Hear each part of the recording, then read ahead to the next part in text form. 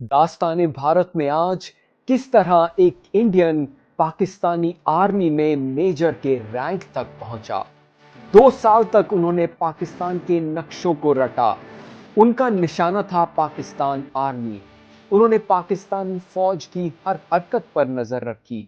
एक भारतीय जासूस का पाकिस्तानी सेना में मेजर बनना। उस वक्त doctor A Q Khan Pakistan का एटम बॉम्ब बना रहे थे। कल्पना कीजिए एक ऐसे आदमी की जो एक साथ दो जिंदगियां जी रहा था। एक तरफ वो भारत के राजस्थान का रहने वाला रविंद्र कौशिक एक थिएटर आर्टिस्ट था और दूसरी तरफ वो पाकिस्तान आर्मी का एक सम्मानित ऑफिसर मेजर नबी अहमद शाकिर था। ये कहानी किसी फिल्मी हीरो की नहीं है। ये कहानी थी द ब्लैक टाइगर की। भारत की खुफिया एजेंसी रॉ के इतिहास में रविंद्र कौशिक जैसा जासूस शायद ही कभी कोई और हुआ हो। उन्होंने जो किया वो नामुमकिन सा लगता है। दुश्मन के घर में घुसकर उनकी ही वर्दी पहनकर वहीं से भारत की सुरक्षा की। लेकिन बदले में उन्हें क्या मिला, ये जानकर आपका भी खून खौल उठेगा। कहानी की शुरुआत होती है 1971 में।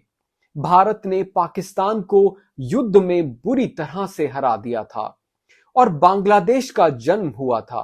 पाकिस्तान के लिए यह हार एक बहुत बड़ी बेइज्जती थी। रावलपिंडी में बैठी पाकिस्तानी फौज बदले की आग में जल रही थी। रॉ जो अभी अभी बनी थी, उसे यह समझने में मुश्किल हो रही थी कि पाकिस्तान सीमा के उस पार क्या साजिश रच रहा है। खासकर पाकिस्तान का न्यूक्लियर प्रोग्राम भारत के लिए बहुत बड़ा खतरा बन रहा था।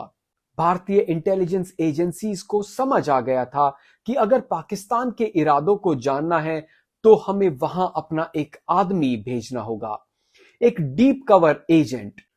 और इसी तलाश ने रॉ को राजस्थान के श्री गंगानगर शहर पहुंचाया। रविंद्र कौशिक का जन्म 1952 में श्री गंगानगर में हुआ था। यह शहर पाकिस्तान बॉर्डर के बिल्कुल पास था। बचपन से ही रविंद्र ने बॉर्डर की टेंशन, फौज की आवाज और जंग का माहौल देखा था। उनके पिता इंडियन एयर फोर्स में थे, इसलिए देशभक्ति उनके खून में थी। लेकिन रविंद्र फौजी नहीं बनना चाहते थे। वो एक कलाकार थे। 1973 में वो लखनऊ में एक नाटक कर रहे थे। उस नाटक में उन्होंने एक ऐसे भारतीय फौजी का रोल किया था जिसे चाइना की आर्मी पकड़ लेती है। नाटक में दिखाया गया था कि कैसे वो फौजी टॉर्चर सहन करने के बावजूद अपने देश के राज नहीं बताते। किस्मत देखिए, उस हॉल में कुछ ऐसे लोग बैठे थे जो ताली बजाने नहीं बल्कि टैलेंट ढूंढने आए थे। वो रॉ के ऑफिसर्स थे। उन्होंने देखा कि रविंद्र के अंदर एक अलग ही काबिलियत है। वो स्टेज पर रोते थे तो असली आंसू निकलते थे, गुस्सा करते थे तो आंखें सचमुच में लाल हो जाती थी। जासूसी की दुनिया में इसे इमोशनल सेगमेंटेशन कहते हैं। नाटक खत्म होने के बाद उन्हें बैक स्टेज अप्रोच किया गया। क्या तुम भारत के लिए खुफिया मिशन करोगे? रविंद्र कौशिक शुरू से ही देश के लिए कुछ बड़ा काम करना चाहते थे, इसलिए बिना सोचे उन्होंने तुरंत हां कर दी। उनसे कहा गया कि उन्हें दिल्ली आना होगा। उसके बाद वो घर पर जॉब का बहाना बनाकर दिल्ली चले गए। दिल्ली में रविंद्र कौशिक की असली ट्रेनिंग शुरू होती है। उनका नाम रखा गया नबी अहमद शाकिर। उन्हें उर्दू सिखाई गई। सबसे मुश्किल काम था धार्मिक तौर पर उनको ढालना। रविंद्र ने कुरान पढ़ी, नमाज पढ़ने का सही तरीका सीखा, इस्लाम की बारीकियों को समझा, यहां तक कि उनका खतना भी करवाया गया। 2 साल तक उन्होंने पाकिस्तान के नक्शों को रटा। लाहौर की गलियां, कराची के बस रूट्स, सब कुछ उनके दिमाग में छप गया। वो पूरी तरह तैयार थे। इसके बाद रॉ ने उन्हें आजमाने के लिए 7-8 देशों में इंफॉर्मेशन कलेक्ट करने के लिए भेजा, जहां उन्होंने कुछ पाकिस्तानी से दोस्ती कर ली। करीब 1 साल तक ऐसे ही चलता रहा। इस दौरान उन्होंने अपना काम बखूबी किया। अब रविंद्र कौशिक पूरी तरह तैयार थे। 1975 में 23 साल की उम्र में रविंद्र कौशिक ने बॉर्डर पार किया और पाकिस्तान पहुंच गए। सबसे पहले उन्होंने अपनी पहचान पक्की करने के लिए कराची यूनिवर्सिटी में एडमिशन लिया। उन्होंने लॉ की पढ़ाई शुरू की। डिग्री सिर्फ पास ही नहीं की, बल्कि अच्छे नंबर और रैंक्स भी लेकर आए। लेकिन उनका मिशन सिर्फ वकील बनना नहीं था, उनका असली निशाना था पाकिस्तान आर्मी। पढ़ाई के बाद उन्होंने पाकिस्तान आर्मी ज्वाइन करने की कोशिश की। तभी किस्मत ने एक बड़ा मौका दिया। पाकिस्तानी मिलिट्री के अकाउंट्स डिपार्टमेंट में वैकेंसी निकली। रॉ से ग्रीन सिग्नल मिलते ही रविंद्र ने अप्लाई कर दिया। ये उनकी जबरदस्त काबिलियत थी कि उन्होंने पहले ही अटेम्प्ट में ये मुश्किल एग्जाम पास कर लिया। इसके बाद उन्हें पाकिस्तानी सेना में एक कमीशन्ड ऑफिसर के रूप में तैनात कर दिया गया। ये डिपार्टमेंट फौज की नब्ज होता है। टैंक्स कहां भेजे जा रहे हैं, नए बंकर्स कहां बन रहे हैं, न्यूक्लियर साइंटिस्ट को सैलरी कितनी मिल रही है, सब हिसाब यहीं पर होता है। इस पोस्ट पर रहते हुए उन्होंने पाकिस्तानी फौज की हर हरकत पर नजर रखी। सारी इंफॉर्मेशन को वो भारत भेजते रहे। उस दौर में आज जैसे हाईटेक कम्युनिकेशन डिवाइसेस नहीं थे, इसलिए जासूस का काम और भी जानलेवा और रिस्की था। रिपोर्ट्स भेजने के लिए रविंद्र पोस्टल सिस्टम का इस्तेमाल करते थे। वो इनविजिबल इंक से खत लिखते, जो पहले कुवैत या दुबई भेजा जाता और वहां से भारतीय एजेंट्स उसे दिल्ली पहुंचाते। अपने कवर को और मजबूत करने के लिए उन्होंने वहां शादी भी कर ली। उनकी पत्नी का नाम अमानत था, जो एक लोकल लड़की थी। उनका एक बेटा भी हुआ। अब नबी अहमद शकीर पूरी तरह पाकिस्तानी बन चुके थे। किसी को सपने में भी अंदाजा नहीं था कि यह शख्स असल में भारत का जासूस है। उनकी पत्नी को भी सच नहीं पता था। एक तरफ वो भारत के लिए अपना फर्ज निभा रहे थे, दूसरी तरफ अपनी काबिलियत से पाकिस्तानी ऑफिसर्स का भरोसा जीत रहे थे। उनकी मेहनत का नतीजा ये निकला कि जल्द ही उन्हें प्रमोशन मिल गई और वो मेजर बन गए। एक भारतीय जासूस का पाकिस्तानी सेना में मेजर बनना रॉ के लिए किसी सपने से कम नहीं था। 1981 से लेकर 1983 तक का समय रविंद्र कौशिक का गोल्डन पीरियड था। वो रॉ को ऐसी खबरें भेज रहे थे जो किसी और के लिए नामुमकिन थी। उनकी सबसे बड़ी कामयाबी थी पाकिस्तान के न्यूक्लियर प्रोग्राम की जानकारी। उस वक्त डॉक्टर AQ खान पाकिस्तान का एटम बॉम्ब बना रहे थे। रविंद्र ने काहुटा रिसर्च लैब्स और न्यूक्लियर वेपन से जुड़ी कई अहम जानकारी भारत भेजी। इसके अलावा वो आर्मी मूवमेंट की खबरें भी देते रहे। उनकी वजह से भारत ने कई बार पाकिस्तान के अचानक हुए हमलों को रोका। राजस्थान बॉर्डर पर होने वाली कई साजिशें उनकी वजह से नाकाम हुई, जिससे हजारों भारतीय जवानों की जान बची। उनकी रिपोर्ट्स इतनी सही और कीमती होती थी कि जब ये reports prime minister Indira Gandhi तक पहुंची तो उन्होंने रविंद्र कौशिक को द ब्लैक टाइगर का खिताब दिया। पाकिस्तान में रहते हुए वो 3-4 बार भारत भी आए। जब भी आना होता, रॉ पहले उन्हें दुबई बुलाती और वहां से भारत भेज देती।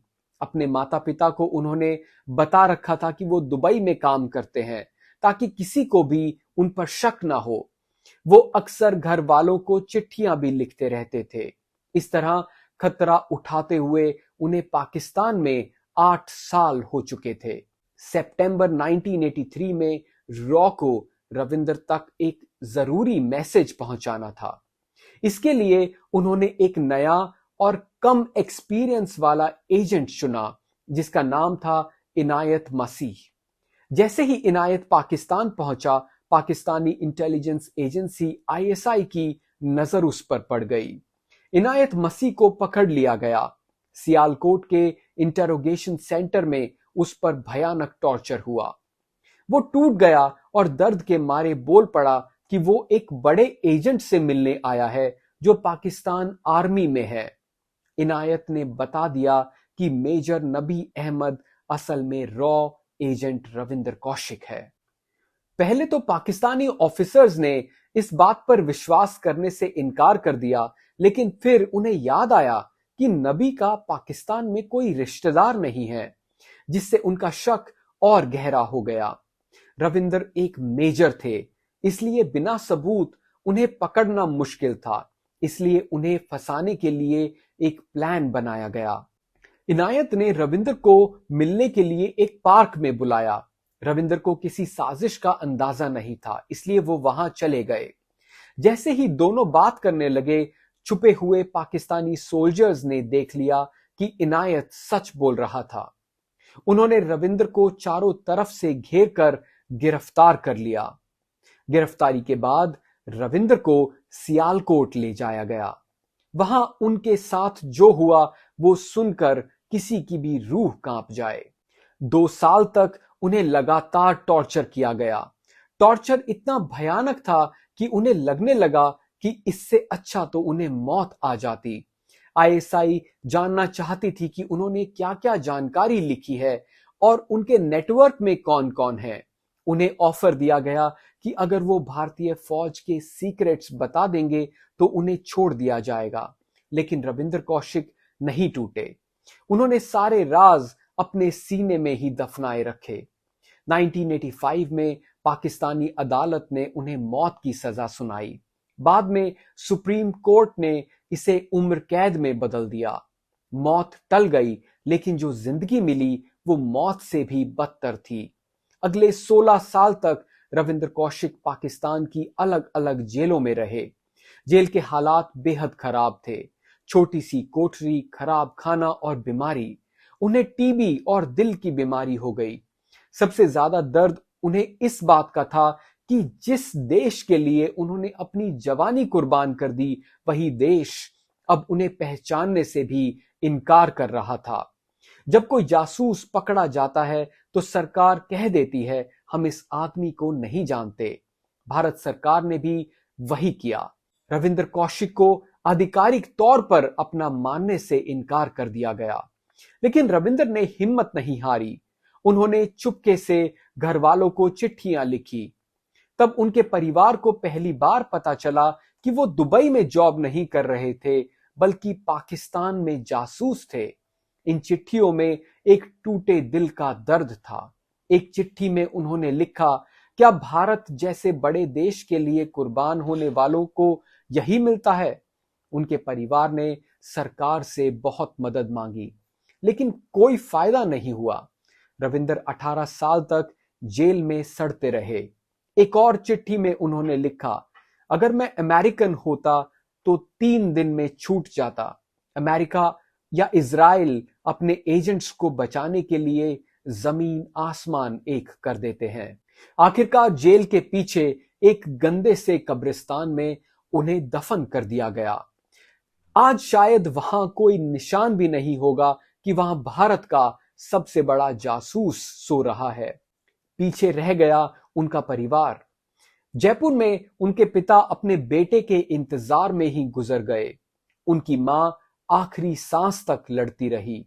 वो प्रधानमंत्रियों को चिट्ठियां लिखती रही, बस एक उम्मीद में कि शायद उनका बेटा वापस आ जाए।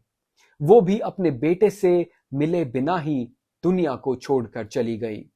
काफी संघर्ष के बाद सरकार ने परिवार को नाम मात्र पेंशन दी। उनके छोटे भाई ने एक इंटरव्यू में कहा, हमें सरकार से पैसे नहीं चाहिए, बस इतना चाहते हैं कि सरकार रविंद्र के नाम को स्वीकार करे। उन्होंने सवाल उठाया कि जब फौजी इतना सम्मान पाते हैं तो सब कुछ छोड़कर दुश्मन के देश में काम करने वाले जासूसों को ये रिस्पेक्ट क्यों नहीं दी जाती। सच ये है कि पकड़े जाने के बाद जासूस का कोई देश नहीं होता। जिस देश के लिए वो जान देता है, अक्सर उस देश की पहचान भी उसे नसीब नहीं होती। रविंद्र कौशिक आज हमारे बीच नहीं है, लेकिन उनका काम, उनकी हिम्मत और उनका बलिदान इतिहास के पन्नों में हमेशा दर्ज रहेगा। दोस्तों, अगर वीडियो पसंद आया हो तो लाइक जरूर करें और चैनल को सब्सक्राइब जरूर करें। हम ऐसे ही वीडियोस हर हफ्ते लाते रहेंगे।